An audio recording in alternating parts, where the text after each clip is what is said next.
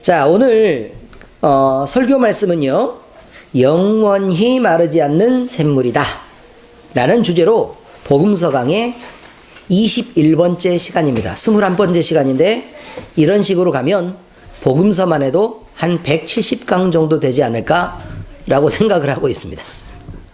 네.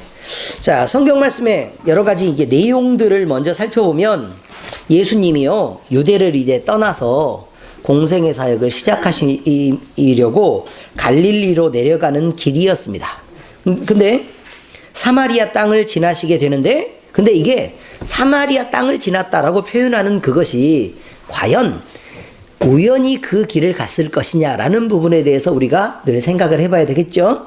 네. 근데 예수님에게 과연 우연이 있을까라는 것들도 이제 생각해 볼 수 있습니다. 이제 거기서 우연히 제자들이 마을로 음식을 구하러 갔다 이렇게 돼 있죠. 근데 그것도 우연이었을까 이거죠. 예수님이 샘물 곁에 앉으셨습니다. 근데 하필 거기에 앉으셨을까? 이것도 우연이었을까? 이런 거고요. 근데 한 여인이 나오는데, 이 사람은 예수님이 나중에 보니까 환히 이 여인의 상황을 알고 있는 사람입니다.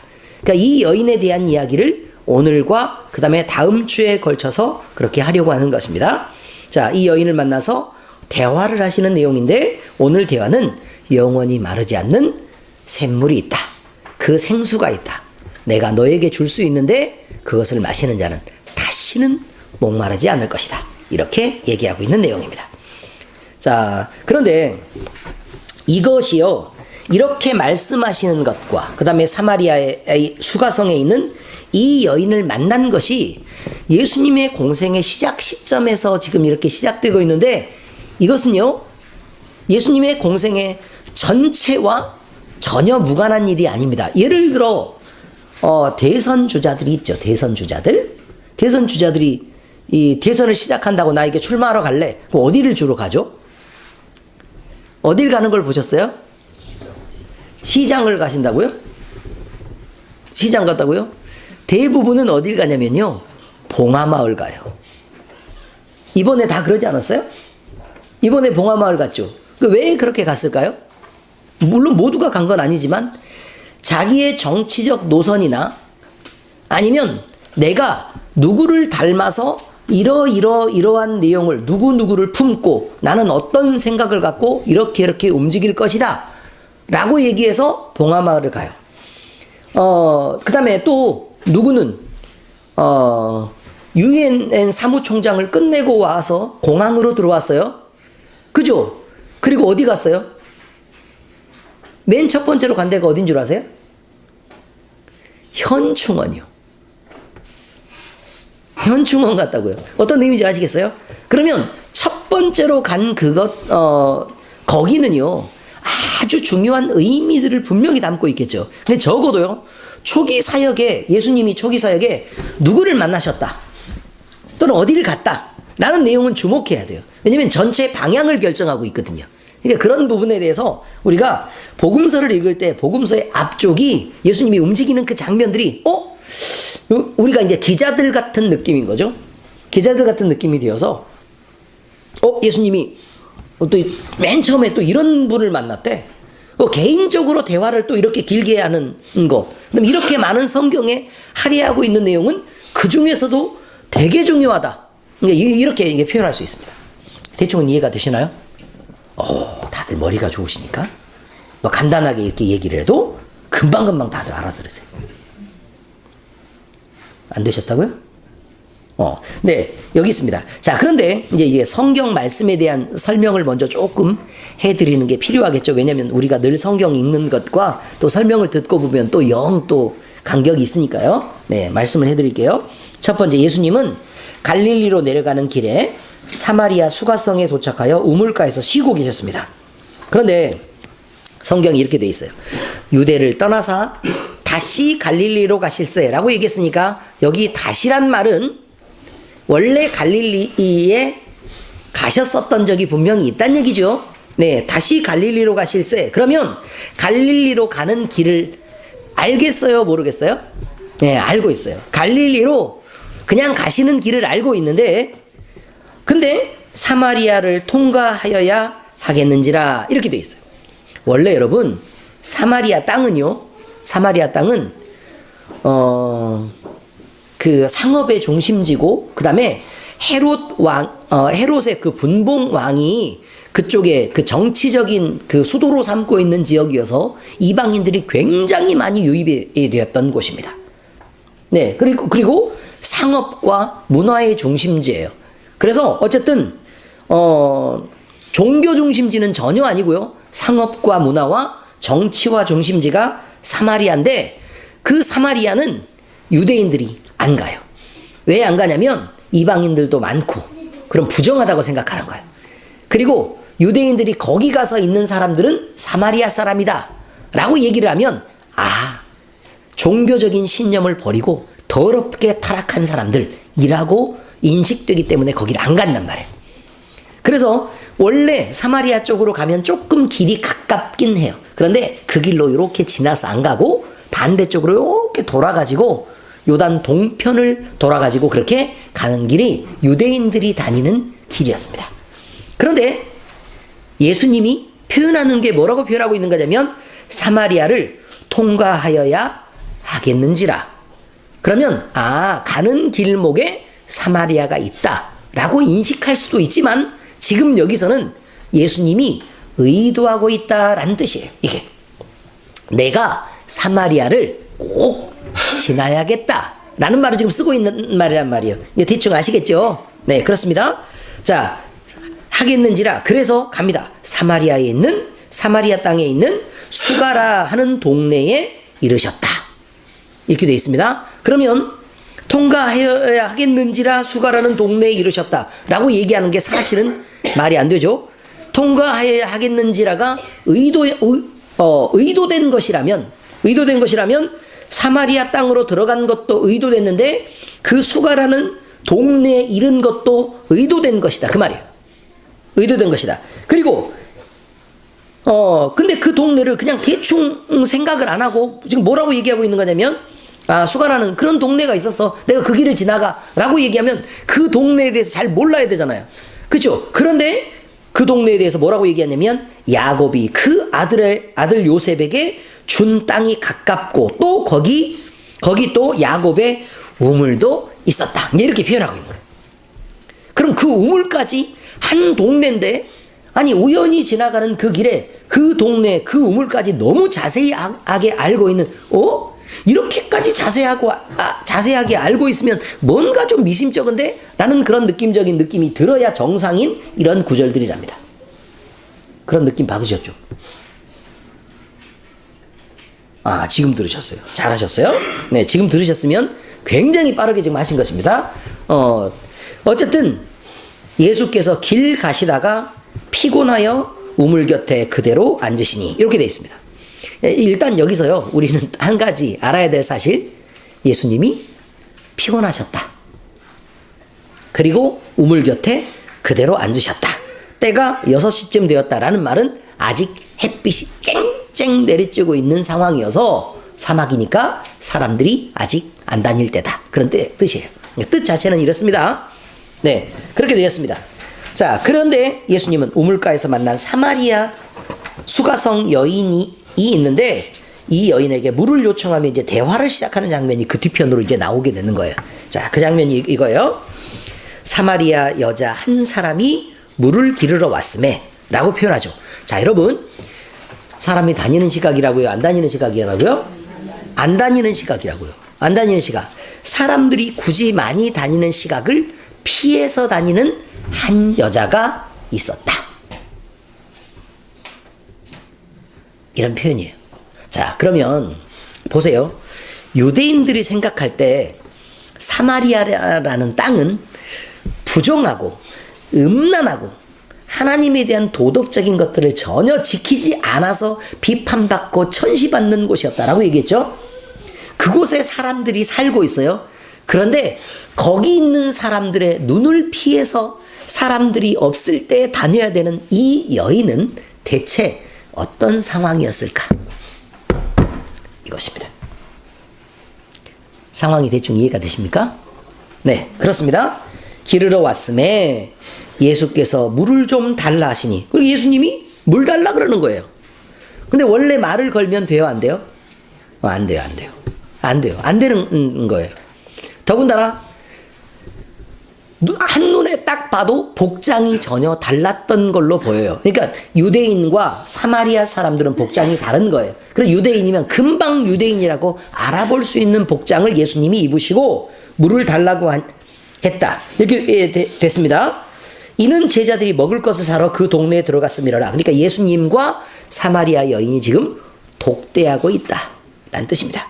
사마리아 여자가 이르되 당신은 유대인으로서, 보세요, 금방 알아챘죠. 네, 유대인으로서 어찌하여 사마리아 여자인 나에게 물을 달라 하나이까. 자, 여기 굉장히 중요한 단어 중 하나는 어찌하여 라는 말입니다.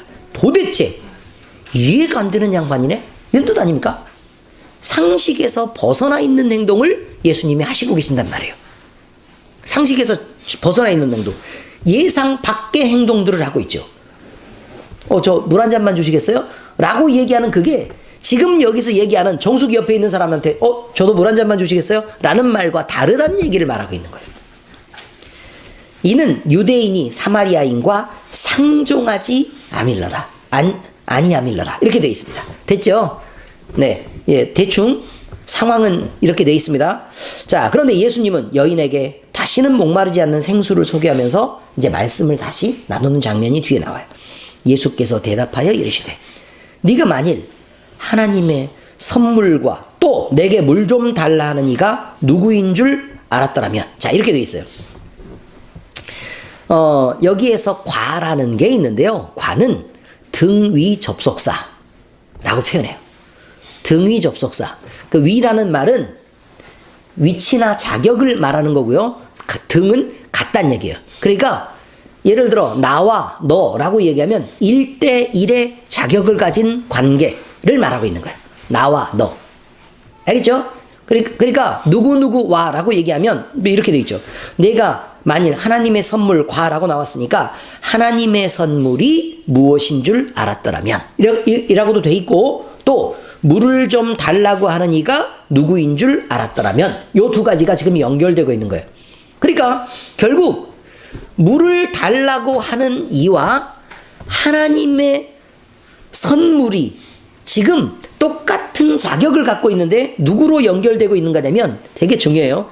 하나님의 선물이 무엇인 줄 알았더라면 이라고 말을 하지 않고 등위접속사 과로 연결되어 있는 이곳이 뭐라고 연결되느냐면, 자 보세요. 하나님의 선물이 누구인 줄 알았더라면 이렇게 되는 거예요. 하나님의 선물과 내게 물 좀 달라 하는 이가 누구인 줄 알았더라면 이라고 표현하고 있으니까 하나님의 선물이 무엇이고 너에게 말하고 있는 내가 누구인 줄 알았더라면이 아니고 어떻게 되어 있다고요?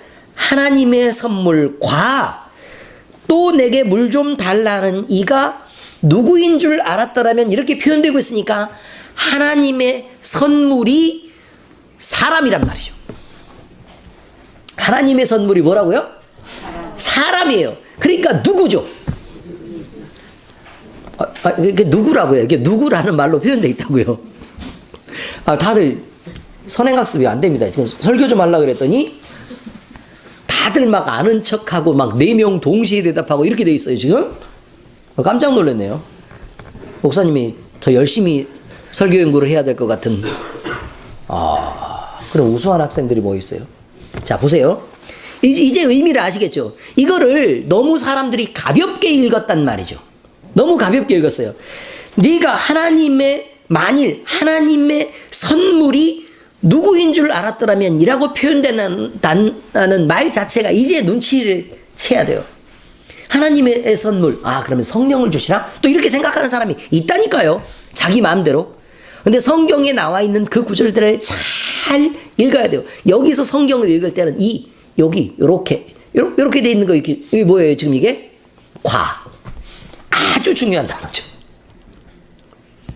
하나님의 선물이 누구인 줄 알았더라면. 우리는 눈치를 채고 있지만 듣는 사람은 지금 뻥 이렇게 쪄 있는 것입니다.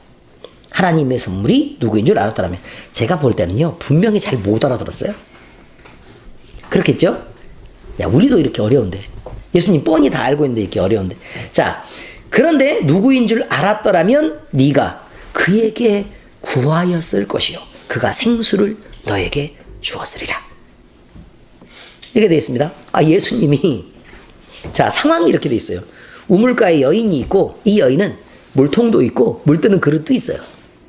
아시겠죠, 이제? 네, 물 뜨는 그릇도 다 있어요. 예수님은 그냥 빈몸으로 혼자 가만히 있어요. 물을 달라 그랬어요. 물을 달라 그랬는데, 예수님이 물을 달라 그랬는데 이 여인이 왜 나한테 물 달라 그래요?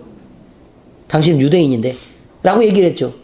그랬더니 예수님이 하시는 말씀이, 하나님의 선물이 누구인 줄 알았더라면, 그리고 내가 누구인 줄 알았더라면, 너 내가 물 달라 그랬을 때 오히려 주님 나에게 물을 좀 주십시오. 나는 목마르고 갈급한 상태에 있습니다 라고 얘기했을 거라, 그 말이에요. 난 숨도 쉬어지지도 않고 난 매번 목마르고 지쳐 있습니다. 제발 나 좀 살려주시면 안 됩니까? 라고 얘기했을 거란 거예요, 지금. 그런데 봐요, 분명히 못 알아들었어요. 이 여인이 다시 얘기를 시작합니다. 여자가 그 말을 들었는데도 뭐라고 얘기하냐면, 여자가 이르되 주여 물 기를 그릇도 없고 이 우물은 깊은데 어디서 당신이 그 생수를 얻겠사옵나이까? 그럼 보세요. 알아들었어요? 못 알아들었어요? 못 알아들었네요. 자, 그런데 또 친절하게, 자,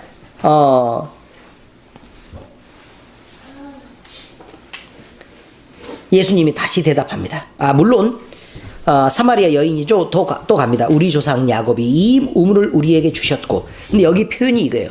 우리 조상 야곱이라고 표현하잖아요. 비록 사마리아에 살고 있지만 자기들은요, 유대인이라나, 그 다음에 하나님이 우리 하나님이라는 걸 잊지 않고 있었단 얘기예요. 이 우물을 우리에게 주셨고, 또 여기서 자기와 자기 아들들과 짐승이 다 마셨는데, 그러니까 우리는 하나님이 주신 물로 살아가고 있는데, 그러면 야곱이 샘을 파가지고 물을 냈는데 당신은 샘에서 뜰 것도 없는, 아무것도 안 갖고 있는데, 그럼 당신이 야곱보다 더 크니까 라는 말은 무슨 말이냐면, 이 물 말고 새롭게 생수를 솟아나게 해서, 그러면 당신은 나에게 주겠다는 얘기입니까? 라고 묻고 있는 거예요. 야곱보다 크니까 라는 말이 예수님이 대답하십니다. 이 물을 마시는 자마다 다시 목마르려니와 내가 주는 물을 마시는 자는 영원히 목마르지 아니하리니 내가 주는 물은 그 속에서 영생하도록 솟아나는 샘물이 되리라. 여러분 속에 있는 생수는 여러분 속에서 솟아나야 맞습니다. 외부에서 자꾸 물을 주세요, 물을 주세요, 물을 주세요 하는 게 아니고, 이미 예수 그리스도를 여러분 속에 담았으면 그 예수로부터 생명을 공급받아야 된다는 얘기를 지금 말하고 있잖아요, 예수님이. 그런데 여러분은 끊임없이 내 속에 있는 예수 그리스도를 바라보지 않고 바깥쪽을 쳐다보면서, 그러니까 이번 문제를 어떻게 해결을 해주시면 나에게 1312만 7천 원을 정확하게 6월 11일 2시까지 해결해 주신다면, 이런 말을 똑같이 하고 있는 거란 말이에요. 그런 샘물이 우리에게 있습니다. 여자가 이르되 주여 그런 물을 내게 주사 목마르지도 않고 또 여기 물 기르러 오지도 않게 하옵소서. 영 똑똑하게 대답한 건 아닌 것처럼 보이죠? 그 물과 그 물이 있는데, 이거 완전 좋은 물이네? 라고 그냥 생각을 하고만 있다. 그런 뜻이에요. 그 뒤편에 이제 예수님이 하나님의 뜻을 전하고 이 여인과 대화한 내용이 이제 점점 이 여인의 삶을 직접 녹여가면서 풀어가고 있는 내용은 다음 시간입니다. 일주일 후에. 네, 그렇게 시작된 내용입니다. 기대되시죠? 네. 네? 해오세요. 해와봐야, 별로니까 일단 다 해오시기는 해오세요. 해오셔야 느끼는 게 있어요. 이게 이런 시각이었네? 라는 게 느끼는 게 있죠. 자, 어쨌든 읽어오시기 바랍니다. 이제 말씀의 해석과 적용, 이제 우리 삶에 나타내야 되는 이런 부분에 대한 걸 한번 살펴보도록 하겠습니다. 첫 번째, 하나님은 모든 사람이 구원에 이르기를 원하시고 계시지 않느냐, 그 말이죠.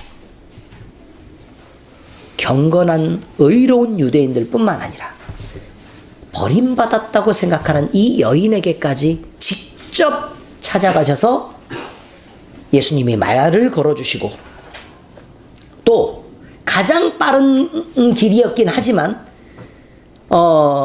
일반적으로 유대인들이 다니는 길을 피해서 베르야 쪽으로 우회하지 않고 그냥 유대인이라는 것 또는 사마리아 사람들과 이렇게 상종하면 부정하다라는 그런 것들을 어기시고 거기를 찾아가신 것은 예수님이 사마리아 여인을 특별한 사랑과 관심에서 부르신 것 아닌가라는 것입니다. 여러분, 사마리아 여인을 얘기할 때 여러분은 사마리아에 있는 그 여인이 생각나십니까? 아니면 여러분 자신이 생각나십니까? 그렇습니다. 예수님은 율법의 금기를 깨고 굳이 사마리아 땅을 지나는 길을 선택하셨습니다. 예수님은 율법의 금기를 깨고 우리 같은 자들을 구원하시기로 작정하셔서 찾아오셨습니다. 그 이유는 시간이 급해서 빨리 가고자 하는 것이 아니었습니다. 진짜 이유는 예수님 이후의 행동들을 살펴보면 알 수 있듯이 사마리아 땅에 꼭 만나야 되는 여인이 있었고 그 여인에게 복음을 전하고 그 여인을 구원하시기 위해서 가셨다라는 것을 우리가 쉽게 알 수 있습니다. 유대인의 전통은 이방인들을 멀리하라고 가르칩니다. 성경도 마찬가지입니다. 죄를 멀리하라고 가르치는 건 맞습니다. 그리고 죄인들과 멀리하라고 분명히 가르치죠. 그러나 그들에게 복음을 전파하지 말라고 가르치는 것이 아니라 그들의 습관과 같이 하지 말라고 얘기하는 것이지, 여러분들이 그 사람들을 미워하고 싫어하라고 얘기하는 게 아니란 말입니다. 예수님은 잃어버린 양을 찾아 구원하시려고 이 땅에 오신 분이었습니다. 사마리아 땅도 예수님이 외면하는 땅이 될 수가 없었습니다. 그러므로 일부러 찾아가셔서 한 여인을 만나주시고 그 여인과 그 여인의 삶과 그 여인이 처한 모든 상황들을 쭉 다 끌어내시면서 복음을 전하고 계신 것입니다. 그러므로 성도는 예수 그리스도의 인격과 생활을 본받는 모범을 가져야 합니다. 믿지 않는 자들, 또한 복음이 필요한 자들, 그래서 우리를 필요로 하는 자들에게 먼저 찾아가야 합니다. 또 하나님과 그들 앞에서 우리의 행실로 복음을 나타내야 하며 우리는 스스로 소외된 자들에게 위로가 되는 존재들로 살아야 할 것입니다. 여러분이 복음을 먼저 맡은 자들이 되었으면 굳이 찾아가야 할 곳이 생기는 것입니다. 그냥 우연히 지나가다가 만난 사람들을 전도한다 이런 거 말고도 예수님처럼 직접 찾아가서 만나야 되는 사람이 존재한다는 말입니다. 빌레몬서 1장 5절 6절에 보니까 주 예수와 및 모든 성도에 대한 내 사랑과 믿음이 있음을 들음이니 이로써 내 믿음의 교제가 우리 가운데 있는 선을 알게 하고 그리스도께 이르도록 역사하느니라, 이렇게 돼 있어요. 자, 이 말은 이거죠. 예수와 모든 성도를 향한 내 사랑이 있는 것도 들었고 그것이 믿음으로 사랑이 표현된 것도 우리가 들을 수 있었다라는 거죠.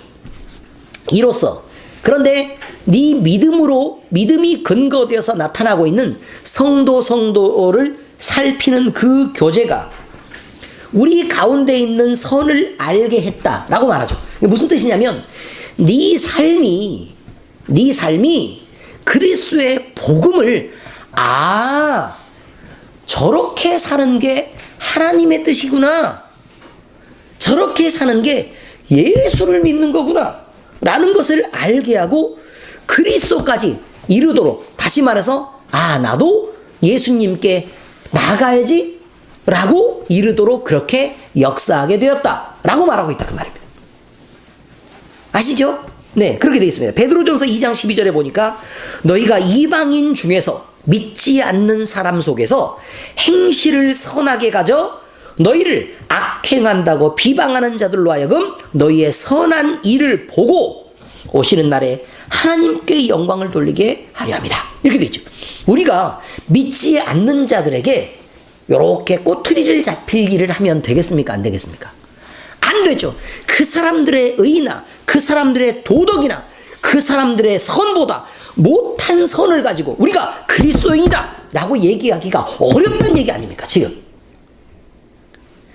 우리가 그들보단 나아야지. 이거는요, 여러분이 그걸 지켜야 구원받는다는 얘기가 아니에요. 하나님의 이름의 영광이 되려고 하면 적어도 그들보다 화를 덜 내야 되고 승질을 덜 부려야 하고 내 주장을 덜 내세워야 하고, 그래서 그 사람들이 나를 볼 때 내가 섬김을 받는 거 느낄 수 있어야 되는 거 아니냐 그 말이에요. 이것이 하나님께 영광이다 이렇게 표현하고 있는 것입니다. 우리에게 생명을 주신 하나님께는 내 영혼이나 아니면 여러분이 천시하고 있는 그 버려진 영혼이나 똑같은 자격을 갖고 있습니다. 사람이 만일 온 천하를 얻고도 제 목숨을 잃으면 무엇이 유익하리요? 사람이 무엇을 주고 제 목숨과 바꾸겠느냐? 여러분 목숨만 소중합니까? 다른 사람의 영혼, 다른 사람의 목숨도 소중합니다. 여러분이 꼭 예수 믿고 살아야 되겠습니까? 우리 교회에 나오는 여러분들은요, 반드시 우리 교회에 나오고 다른 교회에 나가라 그러면 몸이 막 부들부들 떨리고 막 손이 막 이렇게 되죠? 그렇지 않습니까? 왜요? 왜 그렇습니까? 내가 하나님을 아는 것, 그리고 하나님 앞에 나아가는 길이 그래도 여기서 배울 게 많다고 생각해서 그런 거 아닙니까? 우리 교회가 다른 교회들보다 훨씬 좋아서 그런 거 아닙니까? 내가 버려지는 게 두려워서 그런 거 아닙니까? 여러분이 버려지는 게 두려우면 그분들도 자기 스스로 지혜가 부족해서 눈치를 못 채고 있지만 그분들도 두려운 것입니다. 영적으로는 말이죠. 여러분이 믿음에서 벗어나는 게 두렵다면 그분들 역시 몰라서 그렇지, 눈치를 못 채서 그렇지 두려운 거예요. 여러분이 소중하면 그분들도 소중하고, 여러분이 반드시 살아야 되겠다면 그분도 반드시 살아야 되는 입장에 있는 것입니다. 왜들 그러십니까?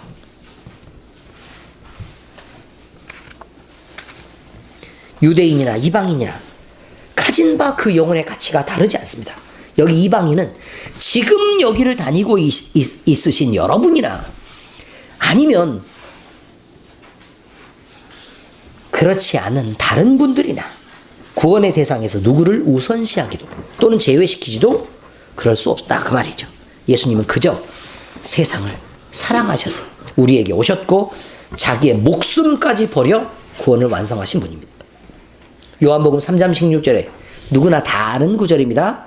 하나님이 세상을 이처럼 사랑하사, 이처럼 사랑하사, 이처럼이 뒤에 설명이 나오죠. 이처럼 어떻게 사랑하셨는데 이처럼이 뭐야? 라고 막 궁금해할 때 독생자를 주셨습니다. 뭐처럼 사랑하셨다고요? 독생자를 주실 만큼 사랑하사. 이는 그를 믿는 자마다 멸망하지 않고 영생을 얻게 하려 하십니다. 이렇게 표현하죠. 여러분, 악한 사람이라도 하나님은 멸망당하는 것을 간과하고 그걸 기뻐하시는 분이 아닙니다. 하나님을 배신하고 떠난 자라도 그가 멸망하기를 즐거워하시는 분이 아니란 말입니다. 하나님은 사랑이세요. 그러므로 하나님을 믿어 구원에 이르게 되는 것은 선한 사람뿐만 아니고 악인이라도 하나님은 그것을 원하고 계신단 말입니다. 에스겔서에 보니까 주 여호와의 말씀이니라. 내가 어찌 악인이 죽는 것을 조금인들 기뻐하랴? 그가 돌이켜 그 길에서 떠나 사는 것을 어찌 기뻐하지 않겠느냐? 그렇습니다. 디모데전서 2장 4절에 보니까 하나님은 모든 사람이 구원을 받으며 진리를 아는 데 이르기를 원하시느니라. 이렇게 말하죠. 베드로전서 3장 9절에 보니까 주의 약속은 어떤 이들이 더디다고 생각하는 같이 더딘 것이 아니라 오직 주께서는, 그러니까 하나님이 약속을 하시고 오시겠다고 얘기했는데 아니 지금 안 오고 계시고 막 이렇게 조금만 더 기다려. 조금만 더 기다리자. 조금만 이렇게 늦추고 계신단 말입니다. 왜 그럴까? 오직 주께서는 너희를 대하여 오래 참으사 아무도 멸망하지 아니하고 다 회개하기를 이르시기를 원하시느니라. 아니 완악한 사람이 있으면 그래 조금만 더 기다리자. 왜냐면 보고 있는 거예요. 얼른 회개해라. 얼른 좀 믿어라. 이러고 계시다니까요. 이 뜻을 여러분들이 아신다면 여러분은 영혼의 가치를 존중하는 사람이 되어야 합니다. 이렇게 하나님은 모든 사람이 예수님을 믿고 구원에 이르시는 것을 원하십니다. 다음은 예수님을 만나야 인생에서 참된 위로를 얻게 됩니다. 예수님 외에 어떤 위로가 있습니까? 식사를 하고 또 좋은 대화들을 나누면 그것이 본질적인 위로가 되던가요? 잘못을 돌이켰던 남편은 똑같은 잘못을 저지릅니다. 나한테 화를 냈던 인간은 내가 미안해 라고 얘기했지만 다시 화를 냅니다. 나에게 실수했던 사람은 다시 실수하고 나마저도 내가 지키려고 하는 마음들을 지켜내지를 못합니다. 6절에 사마리아의 수가성 우물가에 예수님이 쉬고 계셨습니다. 사람들이 예수님을 생각할 때 오해가 있는 것은 예수님은 하나님이시기 때문에 피로도 못 느낄 거고 아픔도 느끼지 않으셨을 것이라는 오해입니다. 그런데 예수님이 쉬고 계셨어요. 근데 쉬고 계셨다는 말은 피곤해서 예수님도 쉼이 필요하다는 얘기입니다.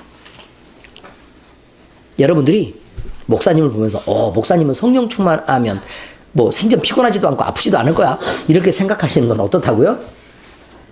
아이고 무슨 목사님이 예수님도 피곤하시는데 대충 정리가 되셨죠 이제? 그러시면 안 돼요.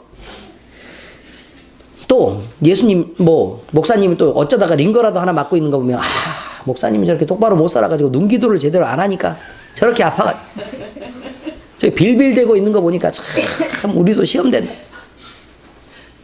참 시험되는 목사님이다. 그럼 되겠습니까?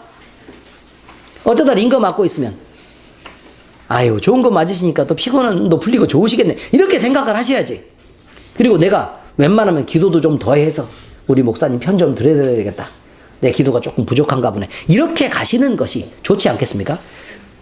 걷다 대고 무슨 성경 말씀 하나 어쩌다가 하나 그걸 외웠던지 독수리가 날개치며 올라가는 것도 그거 생각하셔가지고 야 주의 성령이 충만하게 임하면 독수리가 날개치면서 올라가는 것 같이 새 힘을 얻을 것이라 그러는데 아유 저건 아닌가 봐. 이렇게 판단하지 말란 말입니다. 제발 부탁인데.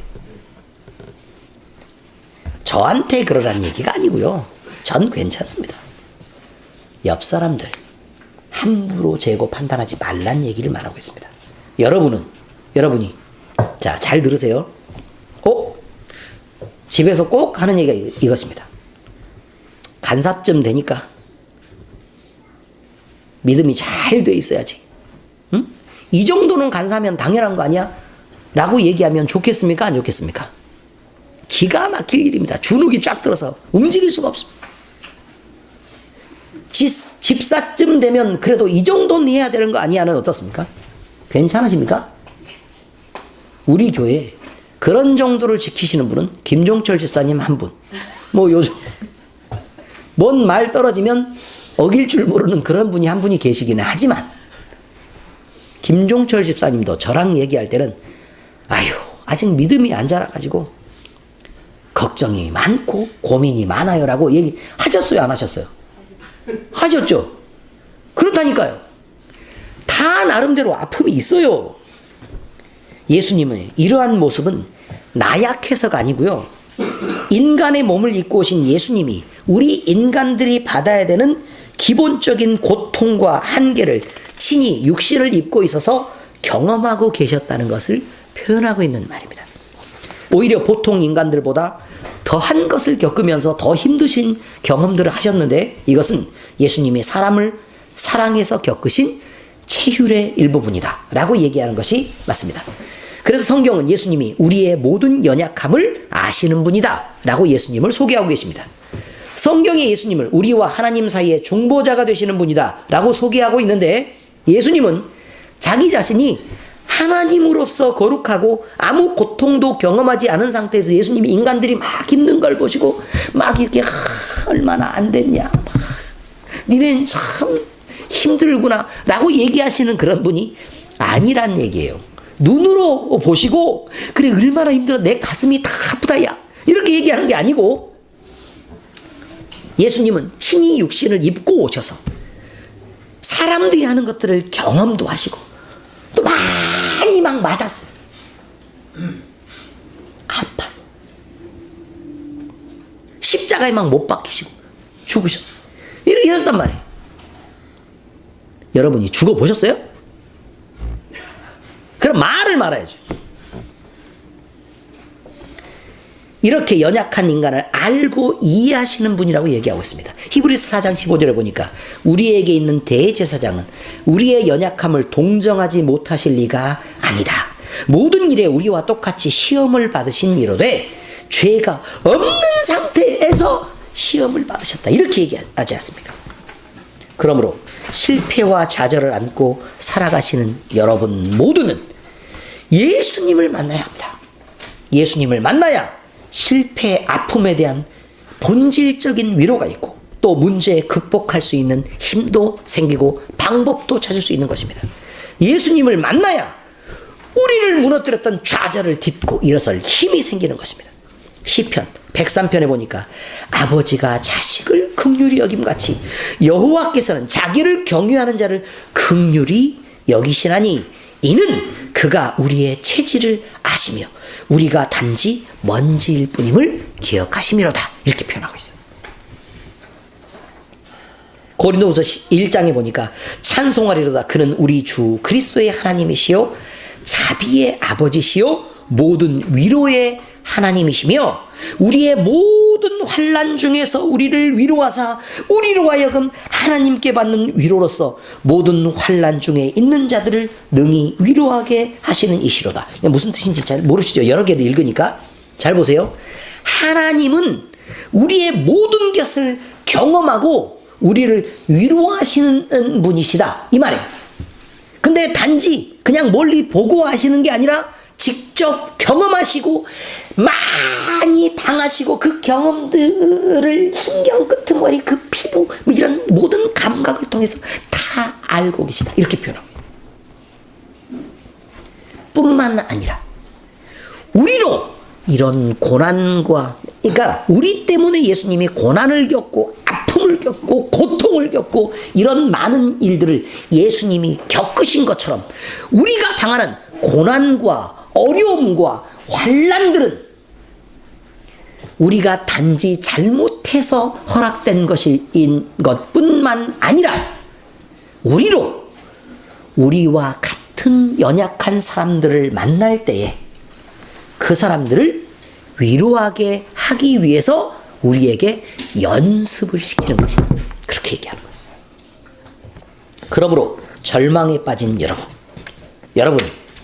여러분의 가진 고통과 고난의 시간들이 다른 이들의 유익을 위해서 여러분이 그리스도의 사람이기 때문에 연습하고 계실 수 있다는 사실을 기억하고 아시면 단지 우리가 이 고통이 왜 나에게 주어졌습니까? 라는 것에 대한 무거움이 아니라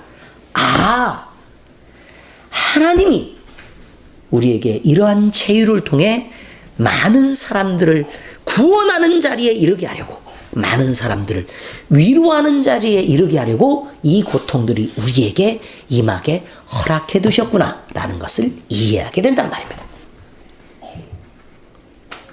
세 번째, 예수님은 영원히 목마르지 않는 생명의 생수가 되십니다. 예수님의 요구를 수가성의 이 여인은 이해하기가 어려웠습니다. 그리고 예수님은 이 수가성 여인을 만난 적도 없는데 도대체 왜 자기한테 물을 달라 그러는지 불편하게 생각했습니다. 당신은 유대인으로서 어찌하여 사마리아 여자인 나에게 물을 달라 합니까? 라고 질문하는 여인은 너무 상식적인 일이었단 말입니다. 그리고 예수님은 모세보다 큰 자인 자신, 영원히 목마르지 않는 생수인 자신을 은밀히 드러내시면서, 자, 여기 내가 있는데 이래도 모르겠어? 여기 있는데 이래도 모르겠어? 자, 네 앞에 있잖아. 이렇게 얘기한다니까요.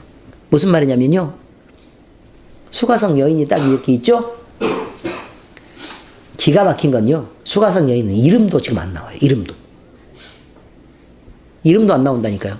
그만큼 가치 없었다는 얘기를 성경이 표현하는 거예요. 그런데 예수님이 단둘이 딱 이렇게 있어서, 자, 힌트를 줄게.